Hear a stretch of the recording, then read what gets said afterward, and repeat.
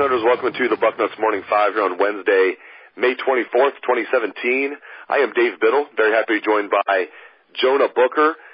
J-Book, let's talk about players on Ohio State's roster that were the most underrated during the recruiting process, in retrospect, of course. Now, maybe some of these guys we knew were underrated to begin with, but certainly in retrospect we can look back on some of the guys on the team.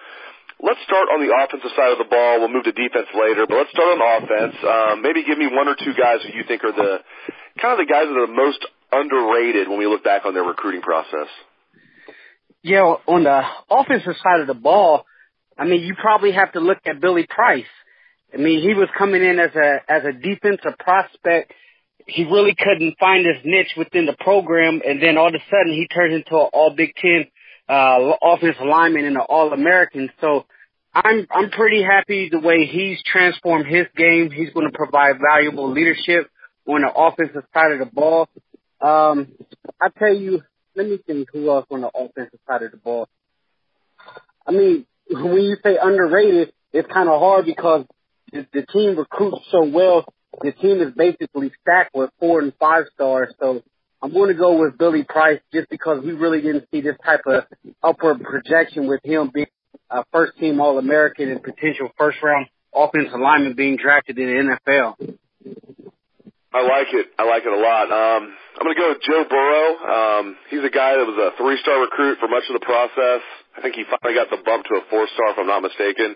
But he would go to camps and analysts would prefer Alex Malzone, who's at Michigan right now. They would rate him higher than Joe Burrow. It's like, I don't know what's going to happen with Joe Burrow. I assure you he's going to have a better career than Alex Malzone. So I think Joe Burrow is one guy that's proved people wrong on the offensive side of the ball. Mike Jordan's another one to an extent. Michael Jordan, no one thought he was going to come in and start as a true freshman. Even though he was a 4-star recruit, I think he's another guy who was maybe a little underrated during the recruiting process. All right, let's move to the defensive side of the ball, J-Book. Give me some guys who you think were the most underrated during the recruiting process here on Ohio State's roster now on the defensive side of the ball. Yeah, I'm going to go with Malik Harrison on the defensive side. I mean, he was a guy, it was very controversial during his recruiting process. He was very lowly ranked. A lot of people at the time wanted Ohio State to take Sam Bruce, who committed to Miami, who's no longer there, over Malik Harrison. And Ohio State staff, especially Luke Fickell, pushed hard for him. I know Harrison hasn't put up gaudy numbers on the field, but all indications are from the staff and the reports from other players on the team that he's going to be an absolute beast for this team. And then if you look at my guy, Big Bob Landers, down in the middle, he was an underrated recruit. He's undersized, but the guy plays with a tremendous motor. He was a late Jim, being found late in the recruiting process, a late Ohio prospect that developed late. And you see that with Ohio State, Dave. Ohio State hits pretty well on lower-rated in-state kids who developed late that really didn't get the pub and the hype from the major recruiting services. So those two guys I'm definitely looking at as potential under-radar guys that's going to make some noise this year. Yeah, great minds think alike, and us as well, because I had a few guys written down. I had 3 guys written down. 2 of them were Malik Harrison and B.B. Landers, the 2 you guys mentioned, and the other guy that I have written down is Denzel Ward. And I know he definitely got the bump to a 4-star late in the process, but for much of the process, he was ranked as a 3-star, somewhat of a low 3-star, almost forgotten about.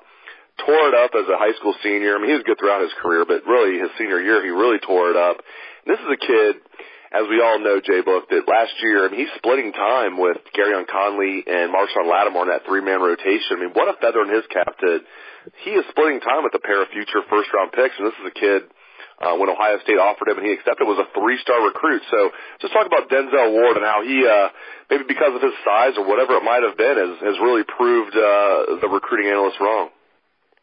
Yeah, Ward coming out of high school, he wasn't really highly recruited. He comes from a smaller school, but you have to like the way he's absolutely developed. And Kerry Combs, he's a magician when it comes to the corners.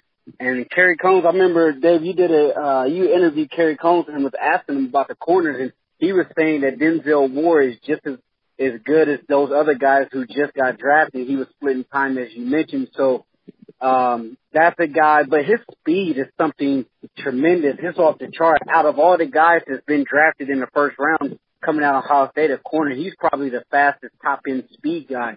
And then if you look across the defense, there's quite a bit of guys that you can look at and say that was under the radar, lowly, that really wasn't ranked very high. Sam Hubbard, I mean, obviously he was a guy that switched over from lacrosse. He wasn't really highly ranked and under the radar guy. And then you take a Draymond Jones, who they think is going to have an all Big Ten type of season that could be NFL prospect next year. He's a guy that I would say was under the radar. And even Chris Worley. I mean, Worley came in and everybody knew the Glenville hype, but I don't think people thought he was going to be a leader of the defense, a guy that's going to hold down that Mike position going into his senior year. All right, switching gears, I want to talk about something that you posted to the front row message board, Jonah. Chris Spielman was on Fox Sports with Bruce Feldman on Bruce Feldman's podcast, and Chris Spielman said, quote, "I'll be surprised if both Joe Burrow and Dwayne Haskins are at Ohio State next spring." We're talking 2018, so less than a year from now. He's not even giving them that they're going to be there to compete for the job next fall. Do you agree with Chris Spielman's sentiment there?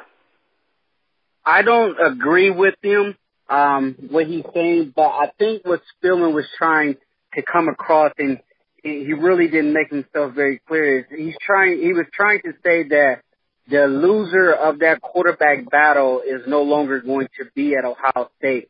And I find it odd that he said before the spring, because you would think one of those guys would try to win that position in spring ball, and the loser would probably look to transfer.